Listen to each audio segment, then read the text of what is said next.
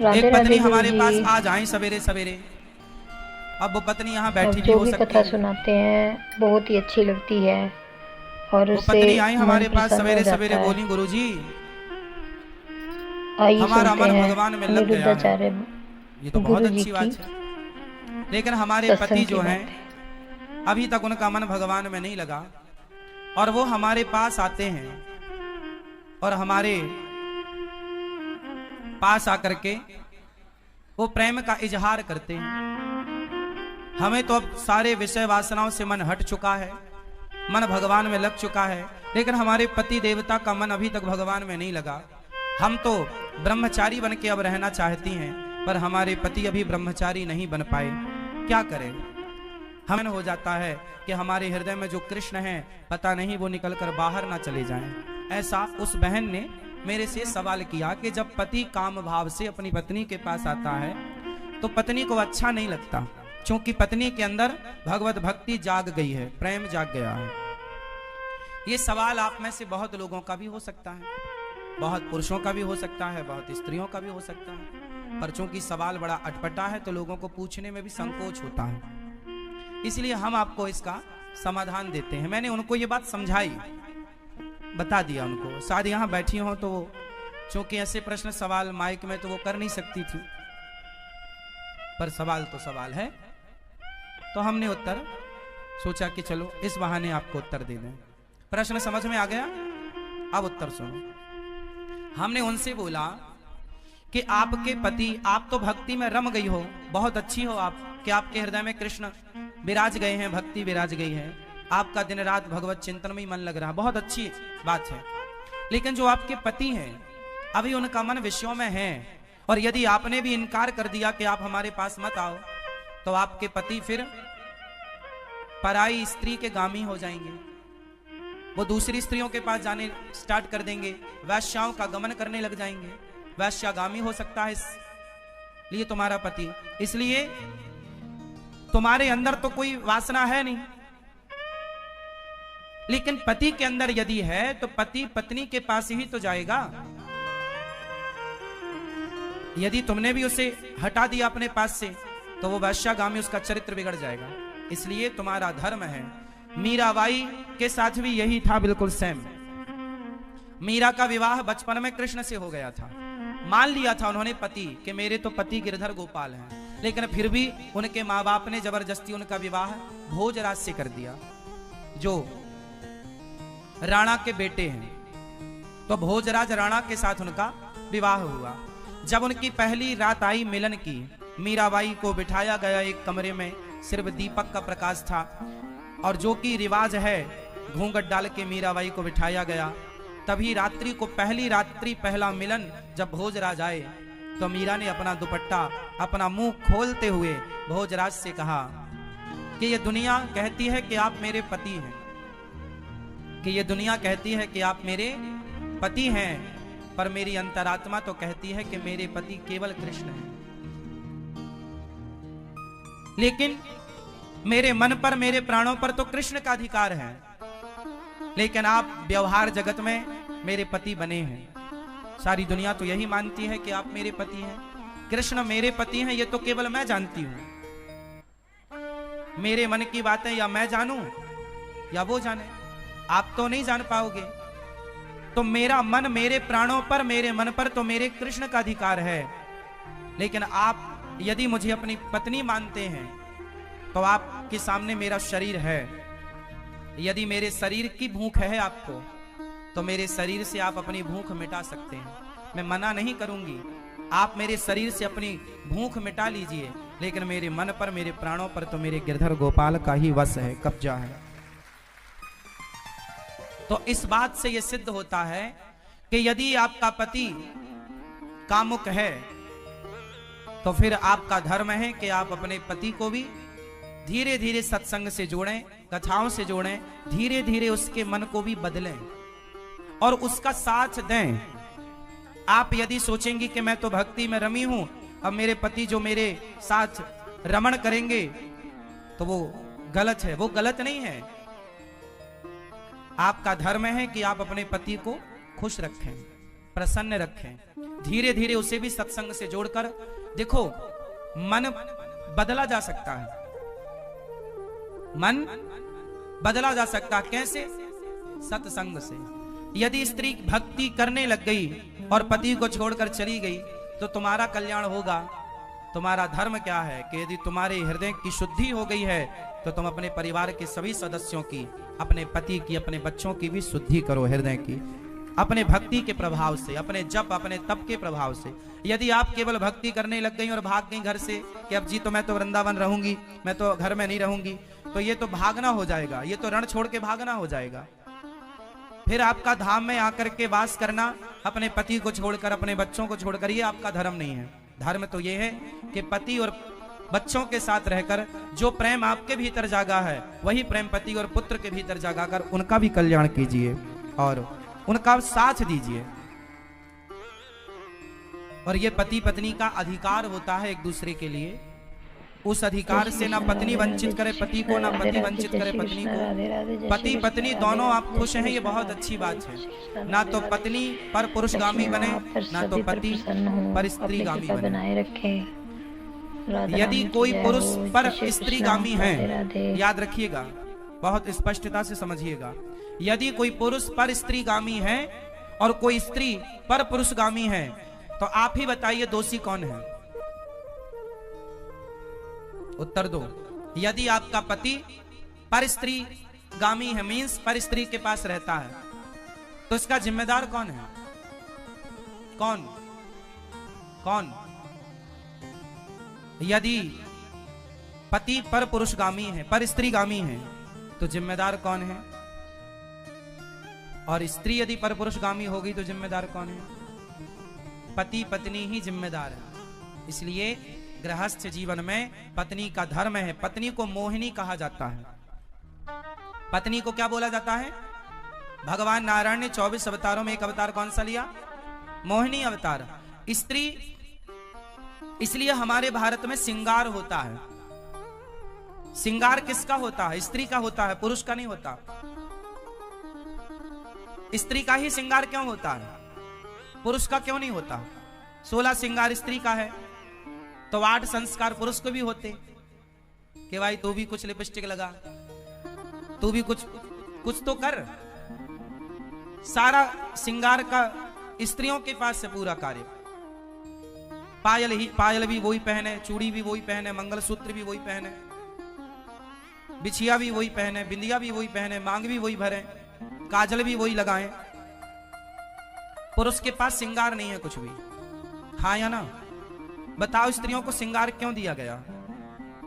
ताकि स्त्रियां उस श्रृंगार से सुंदर दिखें और उस सुंदरता से वो केवल अपने पति को रिझाएं, सिर्फ अपने पति को रिझाएं। मोहिनी है ना, पति को मोहित, इतना मोहित करो अपने पति को कि आपका पति पर स्त्रीगामी ना बनने पावे। यदि तुम्हारा पति पर स्त्रीगामी बन गया तो तुमने ठीक से श्रृंगार नहीं किया। लेकिन आजकल श्रृंगार होता तो है जमाने के लिए, पति के लिए तो कुछ नहीं है। इसलिए पड़ोसनों को रोज, इसलिए जेठालाल दया को नहीं बबीता को ज्यादा देखता है।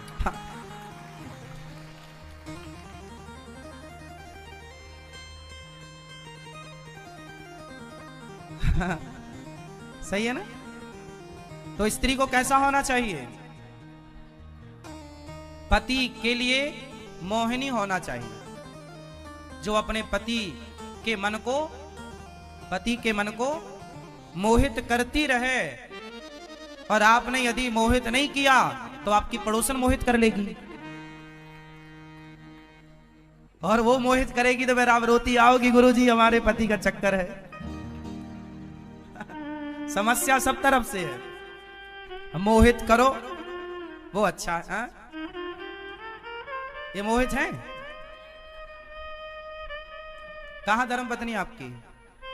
घर मोहित कर लेती है वो आपको? उन्हीं से मोहित हो ना। हाँ, या तो पत्नी से मोहित रहो, या पति से, या परमेश्वर से, तीसरा कोई नहीं। और पति पत्नी का भी एक टाइम है।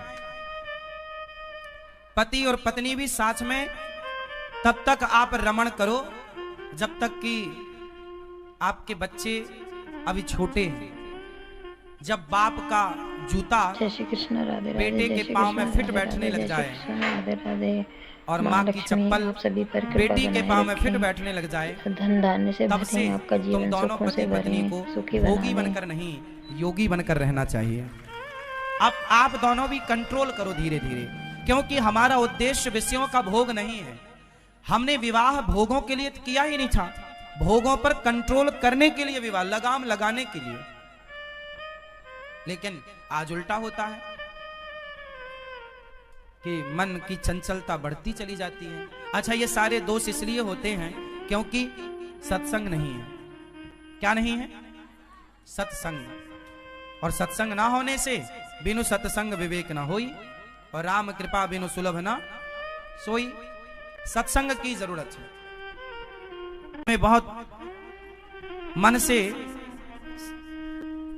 असंतुष्टि होती है जब हमारे पति हमारे पास काम भाव लेकर, हमारे दांत कहीं खो गए, कहां चले गए। बुढ़ापे में 85 साल की मैया के दांत गुम गए।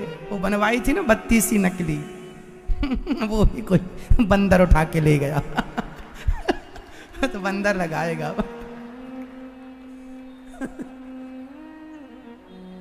और रो रही है मैया कहाँ गए मेरे दांत तो ऐसी इच्छाएं देखो लोगों की क्या इच्छाएं हैं। बुढ़ापे में 85 साल की उम्र में रो रही है मैया, किसके लिए? दांत के लिए इसलिए भगवान के लिए रोना है, दांत के लिए नहीं। ठीक है मेरी माँ, किसके लिए रोना है? अब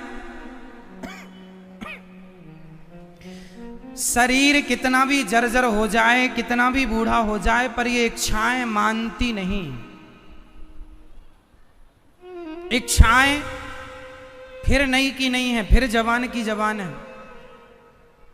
किसी की इच्छा है, एक मैया बूढ़ी, महाराज हमारी तो अब एक ही इच्छा बची है। कौन सी? कौन सी इच्छा है? 90 साल की थी, हमें लगा एक ही इच्छा होगी भगवान को पाने की। हमने पूछ लिया मैया कौन सी इच्छा? महाराज भगवान से कहो कि 9 महीने अभी यमराज को रोक के रखें। क्यों 9 महीने क्यों? महाराज बहू के 9 महीने बाद पोता होने वाला है, खिला लें गोद में, फिर आराम से मरेंगे। लो 90 साल की मैया है, परीक्षा भी पोता पोती की। कितना भी शरीर बूढ़ा हो जाए, तुम आपने देखा होगा एक सांप के मुंह में मेंढक दबा था। सुनिएगा बिल्कुल प्रैक्टिकल।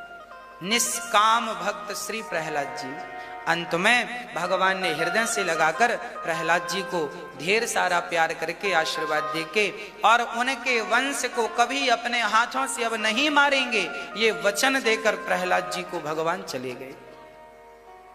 प्रहलाद जी राजा बने। प्रहलाद के पुत्र हुए हैं विरोचन, विरोचन के राजा बलि। पर भगवान ने राजा बलि पर जो अनुग्रह किया वो मैं आपको सुनाऊंगा अभी। एक बार भगवान श्री कृष्ण, एक बार भगवान हरि अवतार धार, एक बार प्रहलाद के लिए नरसिंह बने तो एक बार हाथी को बचाने के लिए हरि अवतार धारण करते हैं। त्रिकूट पर्वत पर एक सुंदर सा सरोवर था जहां एक हाथी रहा करता था, नाम था गजेंद्र। गजेंद्र जो गजों के समूह का राजा था, गजों के समूह का इंद्र अर्थात राजा था, वही गजेंद्र। ऐसे गजेंद्र गजेंद्र पर हरि भगवान ने कृपा की, पांव मगर ने पकड़ लिया, भगवान ने मगर को मारकर हाथी की रक्षा की। एक बार भगवान ने समुद्र मंथन पर 3 अवतार धारण किए, धनवंतरी, कच्छप और मोहिनी।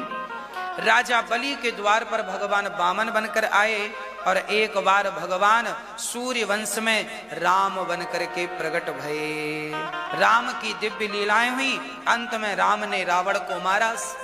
और धर्म की स्थापना की और राम जी राजा बने, सिया जी रानी बनी। राम कथा बड़ी अद्भुत है, समय मिलेगा तो कल हम आपको राम कथा थोड़ी विस्तार में सुनाएंगे, समय अभाव पर आज केवल इतनी ही। राम का जन्म हुआ, राम जी वनवास गए, रावण इत्यादि को मारकर राम जी राजा बने। और आप सभी को अब मैं आपको कृष्ण जन्मोत्सव की ओर लेकर के चलूं। भगवान श्री कृष्ण, जो ये कथाओं के माध्यम से सभी का के जीवन में सुधार ला रहे हैं। भगवान श्री कृष्ण का जन्म हुआ सूर्य चंद्र वंश में। चंद्र वंश में नारायण के पुत्र ब्रह्मा, ब्रह्मा के अत्रि, अत्रि के चंद्रमा, चंद्रमा के बुध, बुध के पुरुरवा, पुरुरवा के आयु, आयु के नहुस, नहुस के ययाति, ययाति के वंश में आगे सूर, सूर के पुत्र हुए हैं वसुदेव जी। वसुदेव जी के 13 विवाह हुए, आखिरी विवाह देवकी के साथ हुआ। ये कंस की चचेरी बहन थी, देवक राजा की बेटी देवकी। विवाह हुआ और बड़े प्रेम से चले। अब विवाह करके जा रहे थे, कंस विदा कर रहा था, तभी आकाशवाणी हो गई, कंस जिस बहन को विदा कर रहे हो उसका 8वां। इंद्र ने अपनी हत्या 4 लोगों में बांटी। स्त्री में रज के रूप में दिखती है, जल में झाग के रूप में, वृक्षों में गोंद के रूप में और पृथ्वी में बंजर भूमि के रूप में। वृत्तासुर को उत्पन्न किया विश्वरूप के पिता ने, त्वष्टा ने। वृत्तासुर से युद्ध हुआ, अंत में दधीची की हड्डियों का वज्र बनाया और वृत्तासुर का उद्धार किया। ये वृत्तासुर पिछले जन्म में चित्रकेतु नाम के एक राजा थे और ये राजा, इनकी कोई संतान नहीं थी, पर संत कृपा से संतान हुई। संतान थी नहीं पर संतान संत कृपा से हुई, पर 5 साल का ही वो बालक मर गया। चित्रकेतु बहुत रोए कि बेटा मर गया, बेटा मर गया। नारद जी ने कहा आना जाना चलता है, रोइए मत। तब नारद जी ने उस मरे हुए बच्चे को जिंदा किया और उस मरे हुए बच्चे ने जब अपनी बात कही कि मैं अपने कर्मों का फल भोगने आया था, फल भोग लिया, अब मैं जा रहा हूं। पिछले जन्म में उस बच्चे ने कहा मैंने आपके घर की 5 रोटियां खाई थी, इस जन्म में 5 वर्ष तक आपका बेटा बन के हिसाब दे दिया। वही चित्रकेतु इस जन्म में वृत्तासुर बने और आज इनका उद्धार हो गया। एक बार यदा देवेषु वेदेषु गासु विप्रेषु साधुषु धर्मे मयि च विद्वेषः सवः आयो विनाश्यति।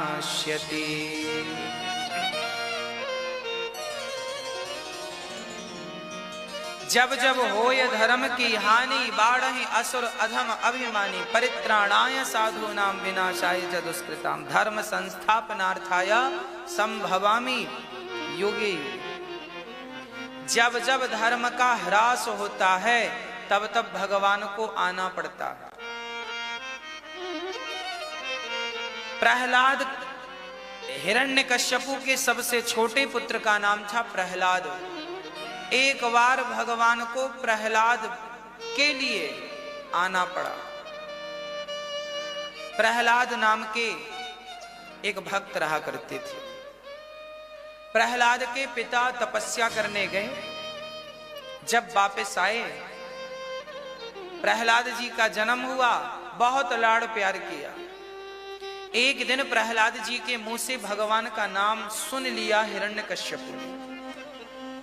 बुलाकर पूछा बेटा यहां आओ, ये तुम किसका नाम जप रहे हो? प्रहलाद ने कहा पिताजी ये भगवान का नाम है, यदि आप भी नारायण नारायण जपेंगे तो आपकी भी गति हो जाएगी। प्रहलाद की बातें सुनकर हिरण्यकश्यपु ने कहा बालक ये हमारे दुश्मन हैं, इनका नाम नहीं जपना है। ये तुम्हारे ताऊ जी को मारने वाले हत्यारे हैं, इनका नाम मत जपो। तब प्रहलाद जी ने कहा पिताश्री भगवान किसी के दुश्मन नहीं है, जाकी रही भावना जैसी प्रभु मूरत देखी तिन तैसी। भगवान को जो जिस भाव से भजता है भगवान उसे उस भाव से भजते हैं। राधे राधे। आप यदि भगवान को दुश्मन मानेंगे तो भगवान दुश्मन बन के मार देंगे, आपका उद्धार हो जाएगा। राधे राधे। जय श्री कृष्ण। राधे राधे। सभी प्रकार की कथाओं को सुनने के लिए प्लीज चैनल सब्सक्राइब करें। आप लोग चैनल नहीं सब्सक्राइब करते और इसको शेयर भी नहीं करते। ज़्यादा से ज़्यादा शेयर किया करें ताकि इनका लाभ सभी को मिल सके जो कथाओं में नहीं जा सकते। क्या कोई श्वास लेना छोड़ सकता है? ये नारायण नाम तो मेरी श्वास में बस चुका है, अब मैं इसे कैसे छोड़ दूं पिताश्री। तब पढ़ने के लिए भेज दिया संडा मर्क के घर और कहा कि मेरे बच्चे को ठीक ठीक करके भेजना, ये भगवान का नाम ना जपे। प्रहलाद जी गए संडा मर्क जी के यहाँ और जब वहां से गर्मियों की छुट्टी में घर आए तो पिता हिरण्यकश्यप ने कहा, बेटा ये बताओ तुमने इतने दिन में क्या सीखा? तब प्रहलाद जी ने कहा, श्रवणम कीर्तनम विष्णु स्मरणम पाद सेवनम अर्चनम वंदनम दास्यम सख्यमात्मनिवेदनम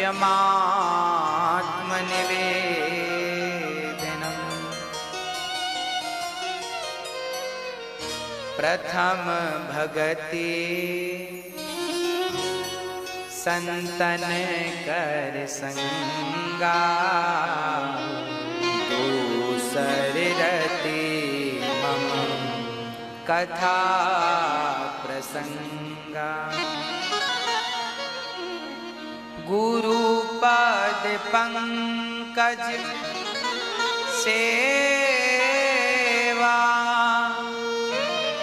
तीसर भगति अमान चौथी भगति मम गुण गण करहि कपट तजिगान। भक्ति कितने प्रकार की होती है मैया जी? भक्ति कितने प्रकार की होती है? 9। इन 9 में से एक भी आ जाए तो काम बन जाएगा। पहली भक्ति है श्रवणम, कथा सुनना सीखिए, ये पहली भक्ति। कथा सुनिए अधिक से अधिक। श्रवणम फिर कीर्तनम, अधिक से अधिक कीर्तन कीजिए, ज्यादा से ज्यादा भगवान का नाम जपो। जब नाम अधिक जपेंगे तब भगवान के दर्शन के अधिकारी बनेंगे। आप संगीत सीखने जाएंगे तो डायरेक्ट गाना गाना थोड़ी सीख लेंगे। पहले क्या सीखेंगे? सारे गामा पाधानी सा, सारे गामा पाधानी सा, सारे गामा पाधानी। इसको खूब जपिए, सारे गामा पाधानी सा, सारे गामा पाधानी, खूब जपिए। सारे गामा पाधानी सा सीख जाओगे तो बाद में फिर भजन गाना सीखोगे। सारे गामा नहीं आता तो भजन गाना भी नहीं आएगा। माला जपना नहीं आया, नाम जपना नहीं आया तो भगवान का दर्शन करना भी नहीं आएगा। इसलिए नाम पहले जपो। जैसे संगीत को सीखने के लिए सारे गामा सीखना ही पड़ेगा, ऐसे भगवान को पाने के लिए नाम जपना ही पड़ेगा, कोई दूसरा चारा नहीं है। तो पहली भक्ति है कथा सुनना, दूसरी भक्ति है कीर्तन करना। श्रवणम कीर्तनम, फिर स्मरणम, भगवान का स्मरण करो अधिक से अधिक, स्मरण बना रहे। हे नाथ मैं आपको कभी भूलू नहीं। हर क्षण अपने करीब भगवान को महसूस करो। सदा रसिकों के संग बैठकर भगवान की बात करो, भगवान का चिंतन करो। भगवान की बात करते करते आंखों में आंसू आने लगे तब समझना कि अब आप ठीक ठीक चल रहे हैं भक्ति के पथ पर। स्मरणम चौथा है पाद सेवनम, पांव दबाना चौथी भक्ति, पांव दबाना। आप लोग दबाते हैं कि नहीं? गुरु जी राधे राधे। आपकी कथाओं से बहुत सुकून मिलता है और मैं ऐसी ही वीडियोस आप सबके लिए लाती रहूँगी, तो प्लीज़ मेरे चैनल को सब्सक्राइब करें, ज़्यादा से ज़्यादा शेयर करें। मिलती हूँ आपको नेक्स्ट वीडियो में ऐसे ही गुरु जी की कोई अलग सी वीडियो लेके। तब तक अपने घरों में बहुत खुश रहें और सभी को खुश रखें, अपने स्वास्थ्य का ध्यान रखें। Take care. राधे राधे।